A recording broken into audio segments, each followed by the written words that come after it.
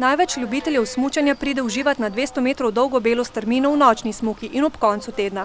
Na primer Toni Pečjak prihaja tja skoraj vsak dan.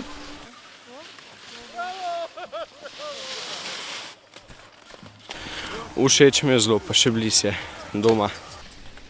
Smučarji sicer prihajajo od Ljubljane do Trebnjega, predvsem pa iz občin Ivančna Gorica in Grosuplje. Največ je seveda otrok, ki se tam učijo svojih prvih smučarskih korakov. Ja, v bistvu imamo 10-urni tečaj, traja 5 dni po 2 urci, začne se v soboto do srede. Otroci so stari od 3 do 10 let, potem jih v bistvu nekako tudi glede na znanje in na njihovo starost še znotraj skupine prilagodimo. Kaj tukaj počnete?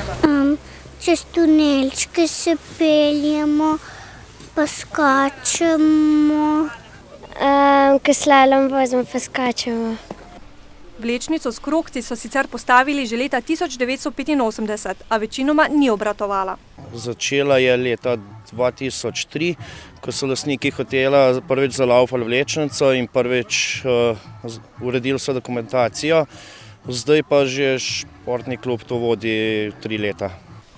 Zaenkrat so zadovoljni, saj je na smučišču večinoma naravni sneg, nekaj pa je tudi umetnega. Z zasneževanjem imajo sicer težave, ker je voda iz vodovoda topla, zato razmišljajo o ureditvi jezera.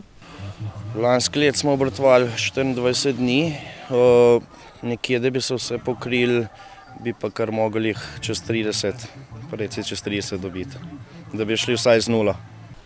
V prihodnje bi radi povečali predvsem prostor za sankanje.